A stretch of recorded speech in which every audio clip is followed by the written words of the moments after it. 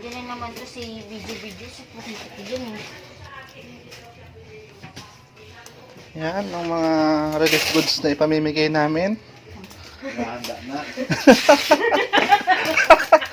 Ayan. May tao din. Ilang boxes yan ng ano, Marlboro. Meron kaming electric fan. Tarakon.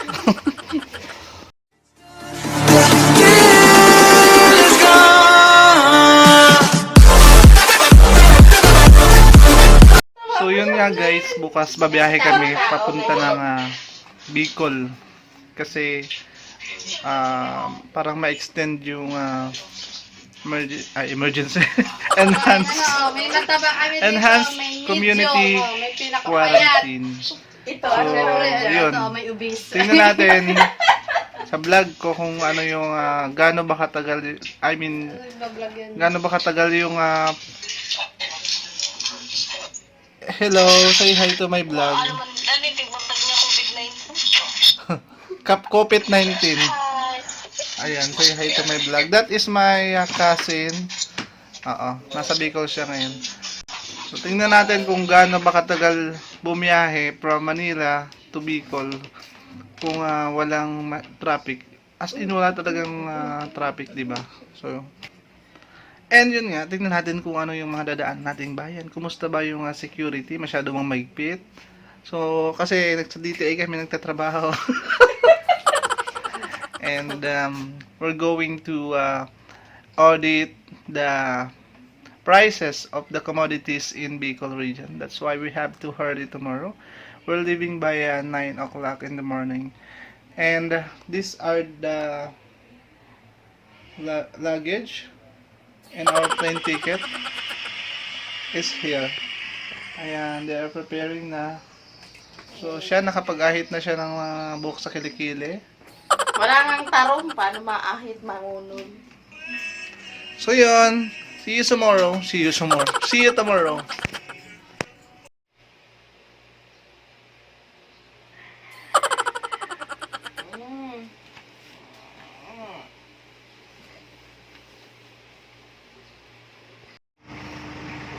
Magsilpi na kita. Sino hindi tuyo?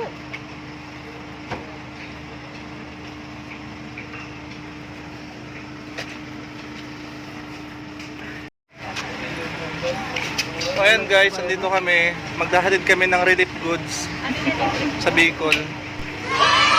Ayan. Ayan yung mga karton, mga pagkain. Mga pagkain.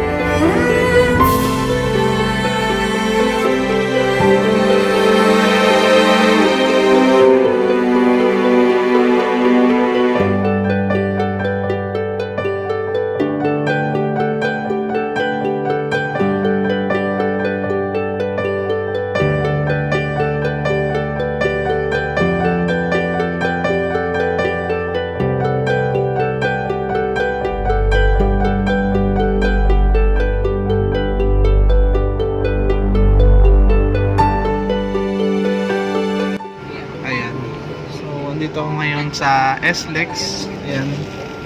Sa labas. Naka-stop lang yung sasakyan.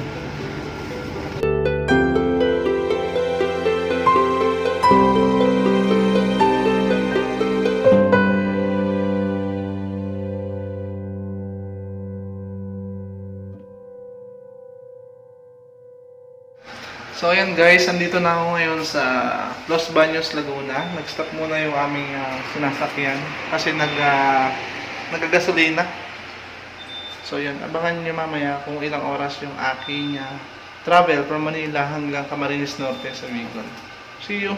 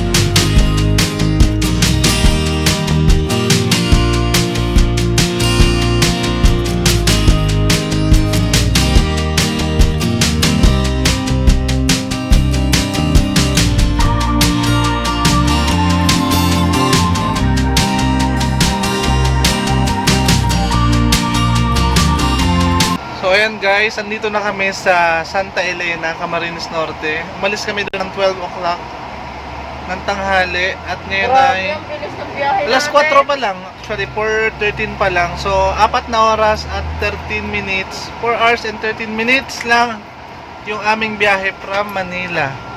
So yun lang.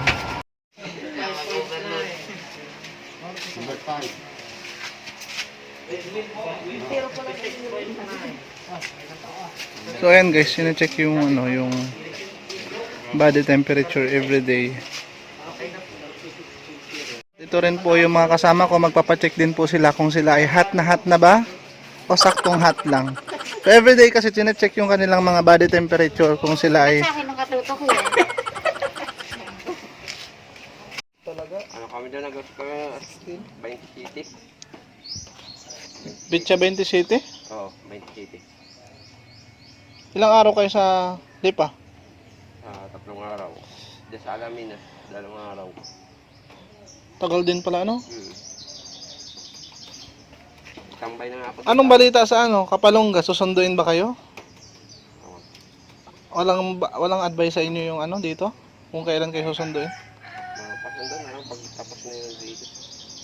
At kasi pagka pinunta kayo doon, back to zero kayo. Ha? Magde-day 1 ulit kayo pag pinunta kayo ng Kapalongga. Tatapusin na namin dito. Kasi yung iba daw 2 days na lang, di ba 14 days? Oo. Parang 12 days na sila, nung dinala sa bayan nila, back to zero daw.